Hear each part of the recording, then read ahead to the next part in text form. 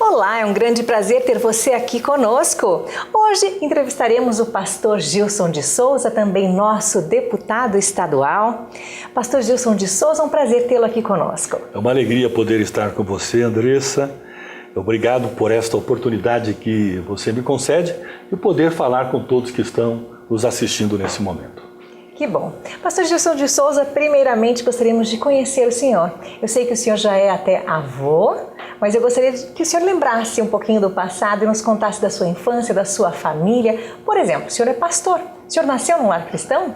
Olha, eu tive o privilégio de nascer num lar cristão. Praticamente nasci, porque quando eu tinha 1 ano de idade, os meus pais se converteram ao Senhor Jesus Cristo.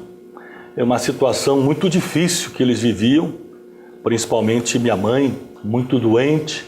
Ela tinha um problema que os médicos não diagnosticavam e ela, de repente, saía correndo e ela me tinha em seus braços, e ela me jogava no chão e saía correndo e precisava muita gente ir atrás dela para segurá-la. Até que ela ouviu falar de Jesus e foi em uma das nossas igrejas do Evangelho Quadrangular, aqui na Água Verde, na época. E eu, com 1 aninho de idade, minha mãe foi na igreja e fizeram uma oração por ela. E naquele momento ela também já saiu correndo, mas no momento da oração ela foi completamente liberta. E graças a Deus, então, meu pai também na sequência se converteu.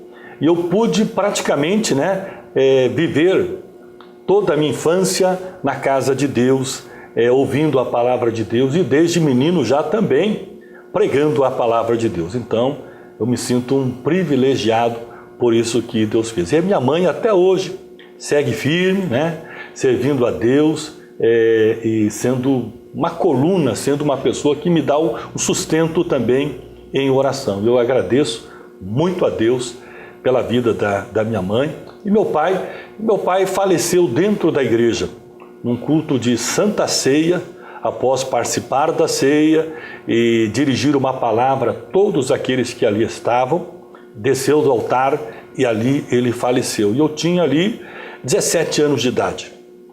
E então fiquei chocado naquele momento, porém, eu já desde os meus 15 anos, eu já trabalhando, registrado, eu fiz o Senai na época e com 15 anos já trabalhava no ramo era metalúrgico, era ferramenteiro. Então, eu já estava me estruturando também financeiramente e com os meus 19 anos eu me casei. Encontrei uma loirinha, e depois fui descobrir que não era loira, que ela pintava o cabelo, Mas por ela me apaixonei e me casei com meus 19 anos de idade. E hoje temos nossos 3 filhos, a Daiane, a Andressa e o André. E temos 3 netinhos, o Vitor, o Theo e a Lívia agora com 8 meses. Então, Deus tem sido muito generoso conosco e tem uma família muito abençoada.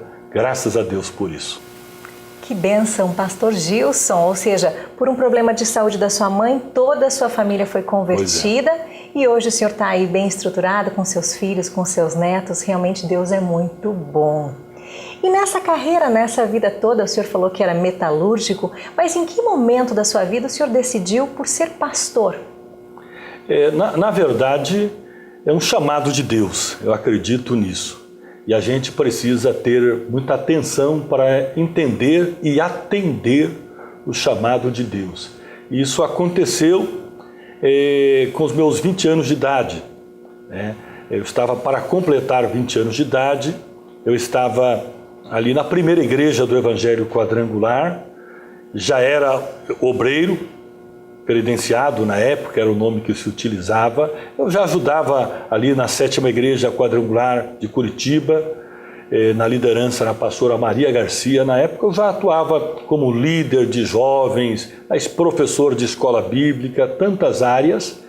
E aí eu fui para a primeira igreja, e onde o pastor Eduardo identificou que a gente tinha um potencial, e eu já tinha esse chamado de Deus na minha vida, e então ele sugeriu, me desafiou para que deixasse o trabalho secular e eu atuasse integralmente no ministério. Então, isso aconteceu na primeira igreja quadrangular. E ali eu pude aprender muito com o pastor Eduardo Zdrojewski, com a sua experiência, todo o seu carinho, e a equipe ministerial, a pastora Liquere Zdrojewski, esposa do pastor Eduardo, sempre muito carinhosa, e hoje Deus já a recolheu. E eu pude aprender muito, foi para mim uma grande escola na primeira igreja quadrangular, e dali eu fui desafiado pelo pastor Eduardo a assumir uma congregação ali no bairro Tingui. Eu nem sabia onde ficava esse bairro, mas eu aceitei o desafio e fui lá liderar aquela congregação, que tinha pouquíssimas pessoas, e no final de tudo isso eu acabei ficando naquela congregação 34 anos. Construímos ali um bonito templo. Desta igreja saíram outras igrejas. Eu pude ser um instrumento para formar muitos líderes, e hoje, através do ministério que Deus me confiou, nós temos aí bastante pastores no estado do Paraná e fora do Brasil também, que estão desenvolvendo o ministério. E graças a Deus, pelas oportunidades que eu tive e soube aproveitá-las, e o ministério, o meu chamado é algo que realmente não dá para a gente abrir mão, é algo de Deus. A gente pode estar em outros lugares, mas aonde a gente está, o nosso chamado para o ministério pastoral, ele tem que prevalecer. E a sua liderança sempre foi muito evidente, tanto é que o senhor, além de ter essa igreja sobre a sua liderança, tantos membros e outros pastores auxiliares, o senhor também já fazia parte nessa época e ainda continua fazendo parte do conselho da igreja quadrangular. Para mim também foi um grande desafio fazer parte do Conselho do Estado, que é a administração da igreja quadrangular no estado do Paraná, onde na condição de conselheiro a gente pode ajudar na administração e também ajudar no cuidado dos pastores, onde eu desenvolvo também um trabalho chamado pastoreio de pastores. Porque a nossa igreja no Paraná entende que o pastor que cuida de tanta gente, que oferece o seu ombro para muita gente chorar, estende as suas mãos para ajudar muita gente, esse pastor também precisa de um ombro para poder chorar, precisa também de mãos para poder ajudá-lo. Então, nós temos esse trabalho muito importante que é o pastoreio de pastores, que é um projeto do Conselho Estadual da Igreja do Evangelho Quadrangular. E eu, há muito tempo já, desenvolvo esse ministério viajando o estado do Paraná. E para mim é algo assim extraordinário, muito importante esse trabalho. E no Conselho do Estado também procurando atender todas as orientações, as determinações do nosso presidente, pastor Irineu Rodrigues, que tem desenvolvido um trabalho excepcional como presidente. O Estado do Paraná, o Conselho, a Igreja Quadrangular no Paraná é uma igreja que é referência para todo o Brasil, uma referência em saúde espiritual, é uma referência na palavra, no cuidado, na administração. Então, a gente fica muito feliz em ter o nosso presidente, pastor Irineu Rodrigues, conduzindo esta igreja e aceitando, a ajuda dos conselheiros que ali estão e com todos os pastores do nosso estado do Paraná.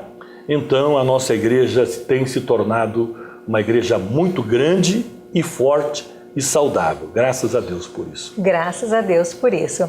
Pastor Gilson, neste meio tempo, acredito que outras vontades foram colocadas por Deus no seu coração. Tanto é que o senhor hoje está na política, aliás, já no segundo mandato como deputado estadual. E como é que veio essa vontade de ajudar o povo de forma diferente, atuando na política, não só levando a palavra? Na verdade, esta foi uma ideia do Conselho Estadual, não partiu de mim. E essa ideia do Conselho surgiu a partir de uma necessidade.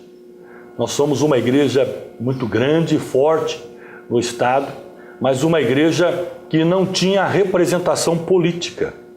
E muitas vezes, muitas pessoas não entendem isso. Ah, mas a igreja não precisa de política, é uma igreja espiritual. Sim, somos uma igreja espiritual, mas nós estamos aqui na terra, somos uma instituição que tem que responder às autoridades. Somos uma instituição que precisa estar adequada às leis do nosso país. Como eu sempre digo, a igreja espiritual não precisa de um advogado, mas essa igreja física precisa de um advogado, precisa de um profissional, um engenheiro para construir um templo.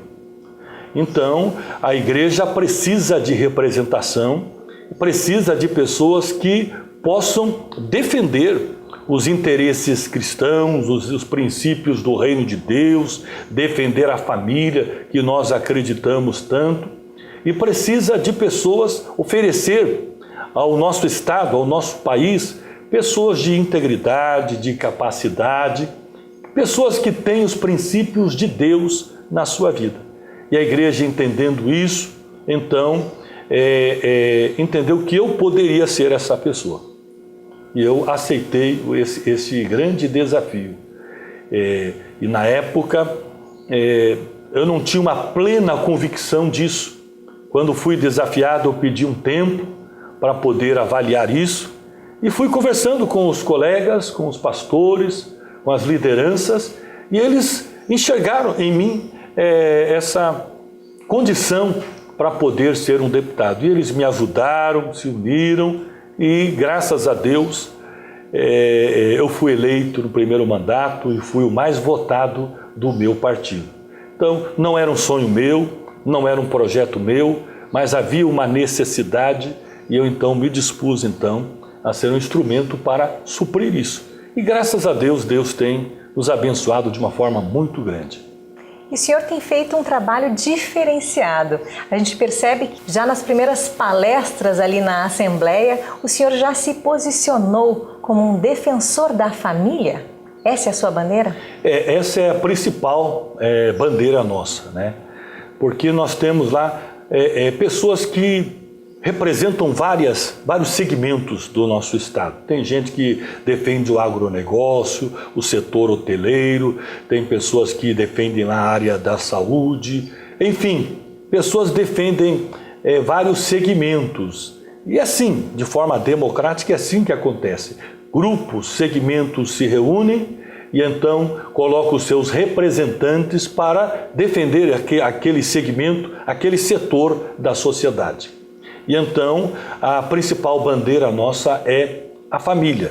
Mais do que ter um bom asfalto ou ter uma escola equipada, a nossa preocupação é com as crianças que assentam naquelas carteiras escolares. O que elas estão aprendendo, como elas estão sendo tratadas, é importante. Para nós é importante que aquela criança que está na sala de aula, que muitas vezes não está tendo um bom rendimento escolar, isso tem uma causa. Talvez a causa seja até mesmo um abuso dentro de casa. Um abuso por parte de um padrasto, de um tio, de um primo. E essas coisas a gente consegue identificar. E nós temos tido um trabalho muito voltado para isso. Para essas questões que nos preocupam muito, que é a pedofilia, o abuso sexual. E já existe uma lei de minha autoria que institui no mês de maio a semana Todos contra a Pedofilia. E nós promovemos então campanhas, palestras nas escolas, reuniões com os pais, palestras nas igrejas, campanhas publicitárias por parte do próprio governo. E nós divulgamos o Disque 100, o Disque 181, para denunciar a questão da violência infantil, da pedofilia, e temos tido um sucesso muito grande. E eu viajo o estado também, dando palestras, orientando os pais, professores, como identificar uma criança que está sendo abusada. Muitas vezes ela não fala, mas ela dá sinais de que está sendo abusada. Então, nós procuramos ter um foco nisso, no ser humano, nas crianças, nos idosos, e temos aí sido eficientes com relação a isso. E na Assembleia Legislativa também, Andressa, não é só a questão de fazer leis, mas também impedir com que leis que sejam danosas à família sejam aprovadas. Então, nós estamos lá como sentinelas, atentos, junto com a nossa assessoria, qualquer projeto que venha prejudicar a família, nós estamos ali para impedir com que prosperem ali na Assembleia Legislativa. Temos tido campanhas ali, como eu disse, contra o abuso infantil. Também nós temos ações como doação de sangue, fazendo movimentos dentro da própria igreja, campanhas para incentivar pessoas a doarem sangue. Temos também projetos defendendo o consumidor. Então, o nosso trabalho é muito amplo, não é somente também na área espiritual, como alguns, na área religiosa. Não é isso, mas atendendo aqueles que mais precisam. Pois essa foi a linha que Jesus tanto trabalhou e lutou, defendendo aqueles que mais precisavam, os marginalizados, aqueles que não recebiam tanta atenção. O olhar de Jesus foi para essas pessoas que mais precisavam. Então essa é a sua ideia, né? Seguir os caminhos de Jesus, tudo aquilo que Jesus ensinou, o Senhor está também aplicando de forma diferenciada, não só como pastor, mas também ali como um político ativo e cuidando das nossas leis. É importante falar também que o Senhor tem levantado algumas bandeiras como contra drogas também, né? O Senhor falou do abuso às crianças, mas contra as drogas, e também essa questão da escola sem partido. Na verdade, muito se fala, o tema da drogadição é um tema em todas as campanhas executivos, governador, prefeitos, presidente. Então fala tanto na questão da drogadição, porém pouco se vê, temos de resultados, a questão da drogadição. E nós temos tido também um olhar diferenciado para essas questões, porque nós temos dentro de nossas igrejas muitas instituições que trabalham no combate e a prevenção à drogadição. Nós temos, por exemplo, um trabalho muito bonito da Igreja do Evangelho Quadrangular, na liderança do pastor Irineu Rodrigues, um trabalho aqui em Araucária, na instituição chamada CEAR, onde ali um ex-jogador de futebol, goleiro do Curitiba, o Jairo, ele atende ali diversas crianças, mais de 100 crianças, que ele ensina futebol, essas crianças fazem o seu lanche ali, recebem palestras, são pessoas que estão sendo direcionadas para o caminho do bem. Então é um trabalho de prevenção às drogas. E quando atendemos essas crianças, nós estamos também atendendo os seus pais. Então a Igreja Quadrangular tem várias instituições que trabalham com este foco. E então nós podemos falar muito bem sobre isso, porque nós fazemos isso. E muitas vezes essas instituições não têm o olhar do Poder Executivo que deveria ter. E então nós ajudamos o Executivo a dar uma atenção a essas instituições, que dê condições para elas desenvolverem os seus trabalhos, que na verdade é uma vocação da igreja, uma vocação de fazer o bem, de ajudar as pessoas que tanto precisam. Então, lá na Assembleia Legislativa a gente desenvolve um trabalho muito bom, e também tem um projeto meu que hoje é lei no estado do Paraná, onde no mês de combate às drogas, nas salas de cinemas é exibido um filme, falando sobre a prevenção de drogas. E foram mais além. Então, fizeram até um concurso nas escolas para que as crianças, os meninos, adolescentes, enfim, meninos, meninas, adolescentes, produzissem um filme. E o melhor filme seria premiado. Então, houve uma mobilização nas escolas. E, logicamente, quando esses adolescentes, jovens, crianças, trabalhando com esse tema, também estariam absorvendo informações que podem fazer com que eles não venham adentrar no mundo da drogadição. Então, nas salas de cinema serão exibidos filmes antes de começar o filme principal, de prevenção às drogas. E é um projeto de minha autoria que hoje é lei no estado do Paraná. Então temos bastante ações de combate e prevenção à drogadição. E outro tema importante é a escola sem partido, que eu também viajei e viajo o estado do Paraná, ouvindo professores, ouvindo os pais a respeito daquilo que está acontecendo nas escolas. Um projeto que gerou um certo desconforto, principalmente por parte de professores, que muitos não entenderam e a intenção do projeto foi distorcida. Então eu viajo informando realmente do que é o projeto, qual é a verdadeira intenção. E o que acontece, Andressa? Nós descobrimos que, infelizmente, existem muitos materiais didáticos que são extremamente nocíveis às crianças. Materiais com conteúdos inapropriados para crianças. Materiais que acabam erotizando crianças. Puxa. E nós entendemos que isso é extremamente danoso e afronta também os pais. Materiais que vão contra aquilo que os pais ensinam aos seus filhos. E nós temos não somente materiais didáticos, como filmes, que acabam colocando em salas de aula, que nós entendemos que não são apropriados.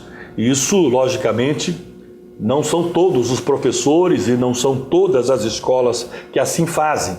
Então, o nosso combate é contra aqueles professores, aqueles profissionais que se utilizam do espaço na sala de aula para passar para os nossos filhos, netos, passar aos seus alunos aquilo que pensam e acreditam e que contraria a crença dos pais. Então a nossa intenção é coibir o abuso do profissional em sala de aula, visando proteger as nossas crianças. Então, nós temos até colocado o nosso gabinete, a nossa estrutura, para receber as reclamações, denúncias com relação aos maus profissionais. Mas eu digo com toda certeza, é a minoria que assim faz.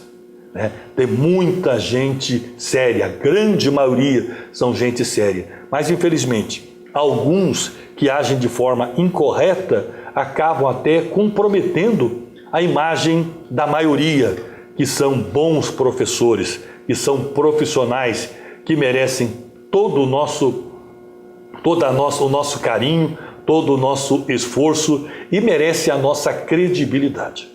E fazer o bem para as crianças, quando a gente fala de política também, é ser uma escola sem partido, ou seja, o partido tem que ser o Brasil, o bem dos brasileiros e da nação brasileira, não é mesmo?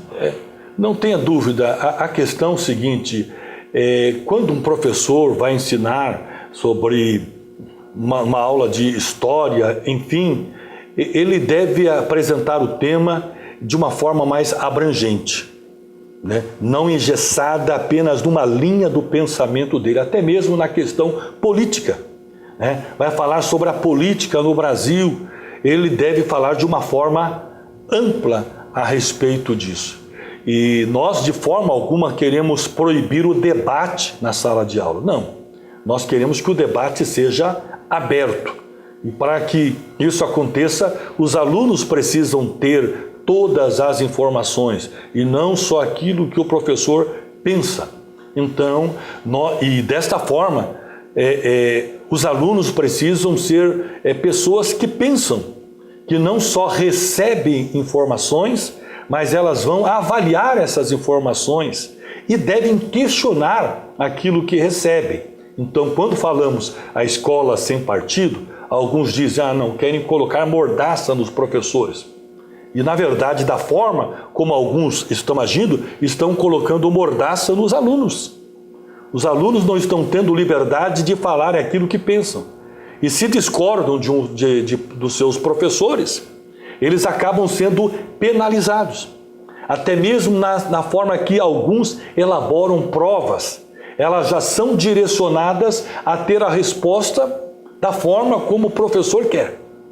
E nós já analisamos muitos desses materiais e podem ter certeza. Nós queremos que os alunos possam formar as suas opiniões, né, a partir de informações que recebem. E precisam então ter informações não só numa linha que aquele professor já pensa, por isso que a questão de partido, segundo o seu partido, temos que pensar sim na nossa nação e temos que fazer desses alunos bons cidadãos que possam contribuir para o crescimento, desenvolvimento da nossa nação brasileira. Certamente. Pastor, eu sei que não é fácil aprovar essas leis e realmente estar em defesa da família, dos bons costumes, mas como que o senhor conseguiu apoio nessa hora? Na verdade, você não faz a política sozinho, você não consegue legislar sozinho. Então ali é uma casa de leis e nós temos 54 deputados. E esses deputados precisam estarem alinhados com aquilo que a gente também acredita. Então no início nós formamos ali uma bancada evangélica e nós reunimos os deputados para discutirmos determinados temas e estratégias para nós podermos ter sucesso nos nossos projetos, nas nossas ações. E na sequência nós sentimos a necessidade de formarmos uma frente parlamentar em defesa da vida e da família. Por quê? Foi no momento onde o Plano Nacional de Educação já tinha sido aprovado, um plano para 10 anos, e agora os estados deveriam aprovar o Plano Estadual de Educação. E nesse Plano Estadual de Educação, tinha lá muitas... havia nesse Plano Estadual de Educação a matéria sobre ideologia de gênero. O que é ideologia de gênero? Ela diz o seguinte, que não é o sexo biológico que define o sexo da criança. O sexo é uma construção social. Então, independe se nasceu com o sexo masculino ou feminino, a criança, vai se desenvolvendo e vai construindo, então, a sua identidade sexual.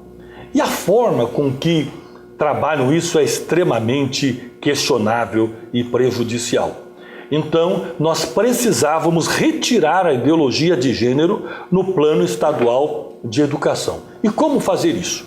Então, eu vi que não somente aqueles deputados evangélicos discordavam disso, mas tinha outros católicos e de outros segmentos que pensavam como nós.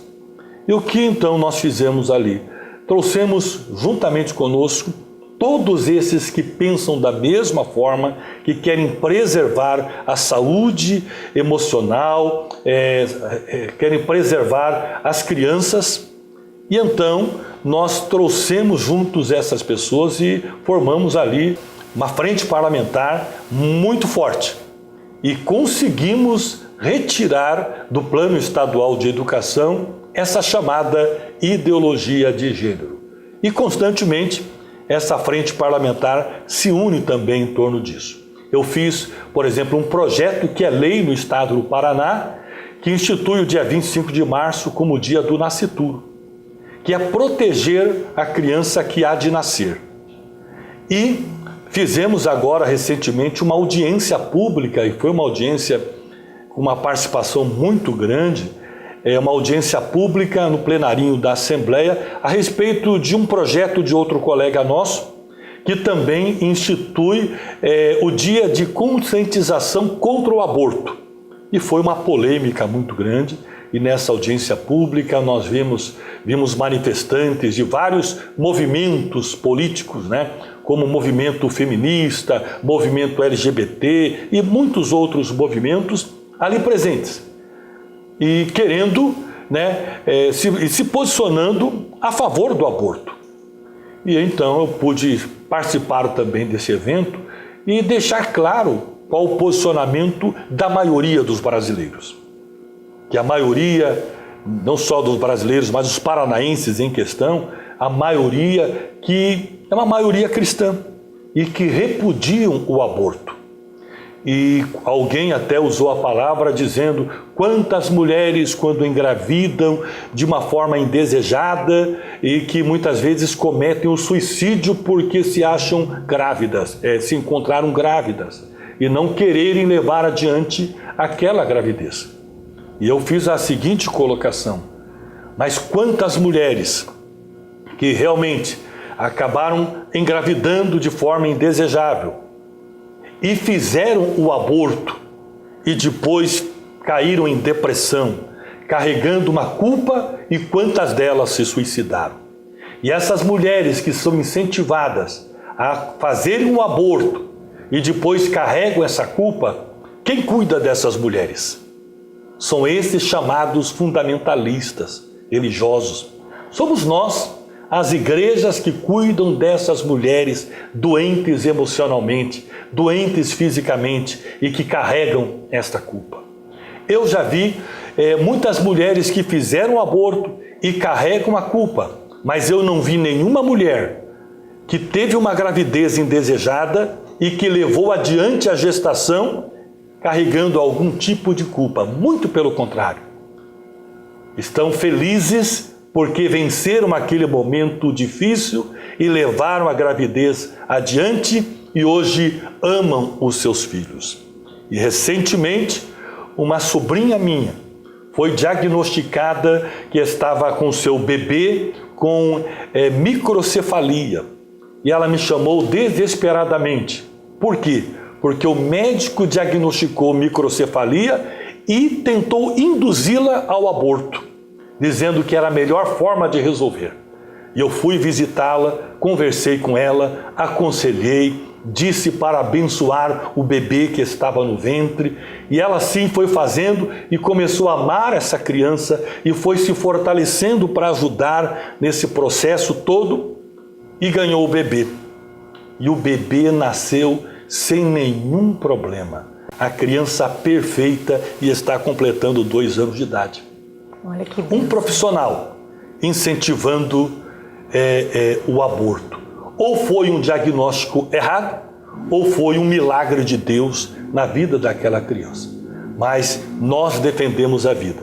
E fizemos essa audiência debaixo de muita vaia, muita gritaria, muito desrespeito por parte de segmentos favoráveis ao aborto, mas graças a Deus a gente está levando adiante aquilo que nós acreditamos e a maioria pensa desta forma.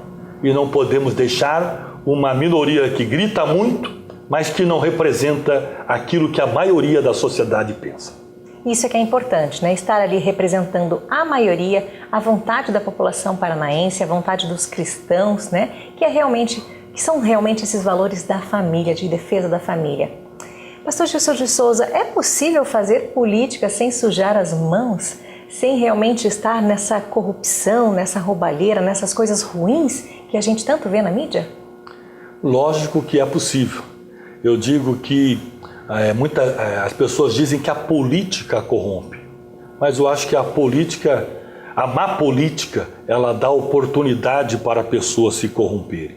Mas a pessoa que tem um bom caráter, que tem princípios cristãos, então ela não será seduzida, por isso, não será levada para o mal. Então é possível se manter de forma íntegra, é possível fazer uma política e se manter limpo em todo esse processo. Uma das formas que eu me utilizo para isso é nunca estar sozinho, mas ter sobre a minha vida pessoas, bons conselheiros. Eu gosto de prestar contas daquilo que eu faço, que é uma forma também de atender o clamor da sociedade, daqueles que depositaram o voto na minha pessoa. É uma forma de prestar contas a eles e também de me proteger, porque eu sei que toda a minha ação eu vou ter que prestar contas às pessoas e também a Deus. E sempre procuro estar cercado de bons conselheiros. É uma forma da gente se proteger. E eu tenho um exército muito grande de pessoas que oram por mim. E eu sei da responsabilidade que está em minhas mãos. Então, eu digo com certeza, E falo mais, existem muitas pessoas do bem na política. A grande verdade é que a mídia não passa isso, porque isso não vende. Se uma criança, se um jovem, enfim, trata bem o pai, trata bem a mãe, é carinhoso, faz uma grande ação, isso não vende notícia. Mas se um jovem matar a mãe, isso vende notícia. E as pessoas querem saber por que matou, como matou, se cortou, em quantos pedaços, né, foram cortados, coisas desse tipo. Então as coisas boas muitas vezes não são divulgadas.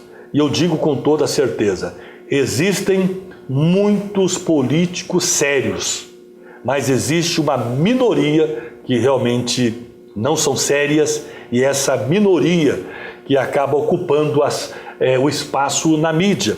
E isso acaba fazendo com que as pessoas de bem não se envolvam com a política, por essa ideia de ser a política uma coisa suja.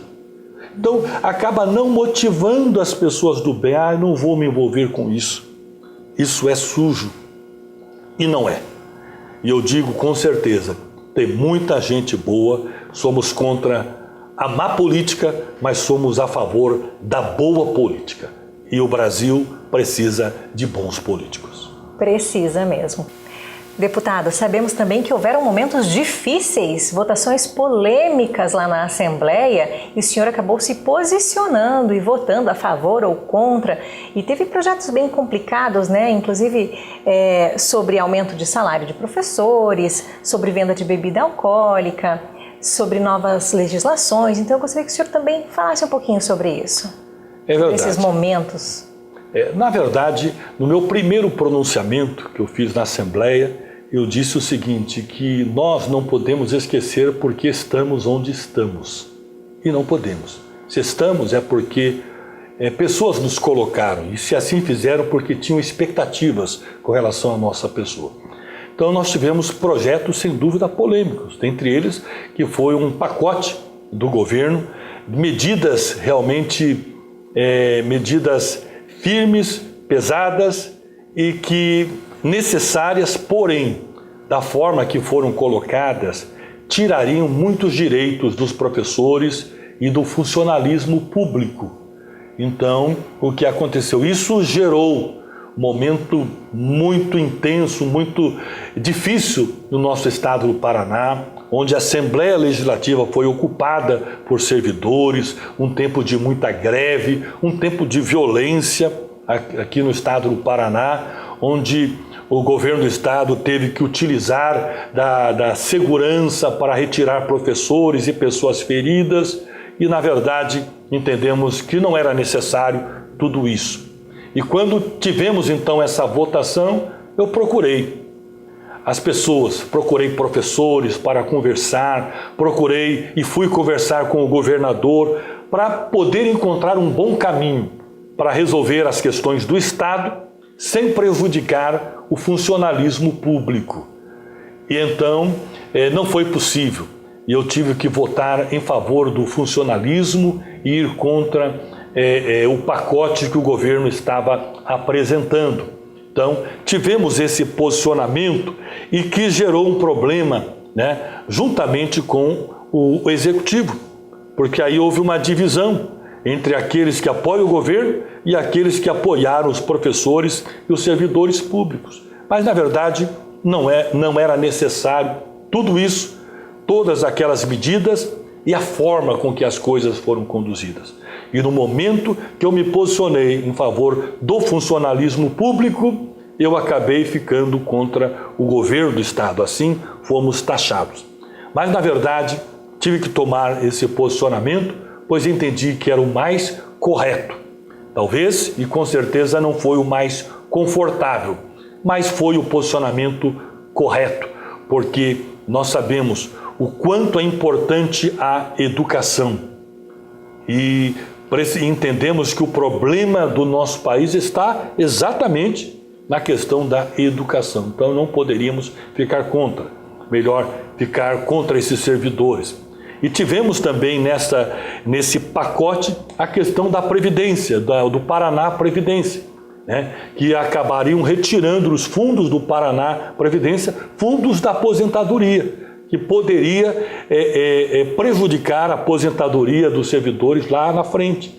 E também me posicionei contra essa medida do governo do Estado.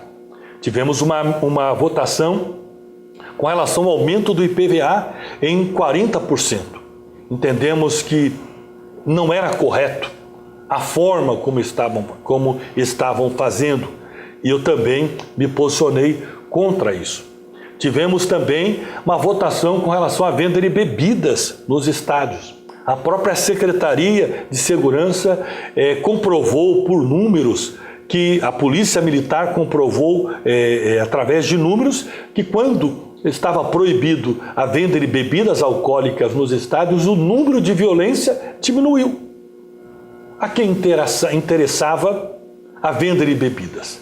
Então, o meu posicionamento foi um posicionamento contra isso, em favor da segurança das pessoas de bem que querem ir para o estádio com o filho, com a mãe, com a sogra e querem ter segurança. E quando alguém bebe no estádio, acaba mexendo com o seu humor e acabam muito se tornando violentos e trazendo um prejuízo maior. Então, sempre procurando votar de uma forma coerente, com aquilo que é correto, né? Não tendo, de certa forma, uma independência. Não votar simplesmente de uma forma que venha agradar todos os segmentos, agindo de uma forma de repente não sábia, mas procurando fazer aquilo que é correto. Esse é o meu compromisso. Ainda que desagrade um grupo, ou outro, ou o governo, enfim, mas procurando agir de forma correta, podendo ter uma consciência tranquila e podendo olhar nos olhos de cada pessoa que confiou o seu voto e dizer: estou procurando fazer o melhor e aquilo que é justo, aquilo que é correto. E temos muito mais a fazer? Muito, muito mais a fazer. Muita gente não entende a dinâmica da vida política. Pensa que é somente estar no plenário, né, e ali fazendo aquelas intervenções no plenário. Não é só isso. Eu, por exemplo, sou presidente de uma das principais comissões da Assembleia, que é a Comissão de Finanças e Tributação. Então, eu sou presidente dessa comissão, que toda semana vem projetos. E a gente tem que reunir, temos que analisar os projetos, né, dar o parecer aos projetos, e muitos projetos que vêm em regime de urgências, e nós temos que fazer reuniões extraordinárias. Também faço parte da Comissão de Constituição e Justiça, que é uma das principais comissões também, onde nós avaliamos a constitucionalidade, a legalidade de todos os projetos. E também recebemos prefeitos, lideranças, vereadores, atendemos em nosso gabinete, viajo bastante, fazendo prestação de contas, recebendo demandas do estado inteiro. Então, o nosso trabalho é muito intenso. Não dá para desenvolver um trabalho apenas de um gabinete. A gente tem que ir aonde as pessoas estão e poder saber das necessidades para ser um instrumento junto ao Poder Executivo para poder atender aqueles segmentos, pessoas que tanto precisam. O nosso trabalho é intenso, o nosso trabalho não para. E com certeza tem muitas e muitas outras coisas que precisamos fazer. E corremos o risco, se pararmos, perdermos tudo que já conquistamos até aqui. Não podemos parar, não podemos retroceder, precisamos avançar nesta luta do bem. Muito bem, obrigada, pastor Gilson de Souza, foi um grande prazer tê-lo aqui conosco. Que Deus continue te usando, que realmente esse poder que o Senhor tem de convencimento pelas coisas boas, em defesa da vida, em defesa da família, que essa bandeira continue sendo levantada na nossa Assembleia Legislativa do Paraná e que o seu trabalho seja realmente evidenciado, porque o Senhor se demonstrou com certeza um bom político e os bons políticos têm que permanecer. Parabéns pelo seu trabalho. Eu agradeço por esse espaço, Andressa, e agradeço a todos vocês que estão nos assistindo e vocês que têm orado por mim, que têm me apoiado. Graças a Deus, desses 2 mandatos, Nada, né, contra a minha pessoa apareceu. Tenho sido um deputado muito presente, né, nas sessões e não faço mais do que obrigação, pois fui escolhido para ser um bom deputado, ser um deputado presente e atuante, e tenho procurado fazer o meu melhor. Muito obrigado a todos, há muito mais a ser feito. E isso só será possível com a ajuda de todos, com a oração de todos, com a compreensão. Muito obrigado, Andressa. Agradeço por esse espaço tão especial. E que Deus abençoe a todos nós.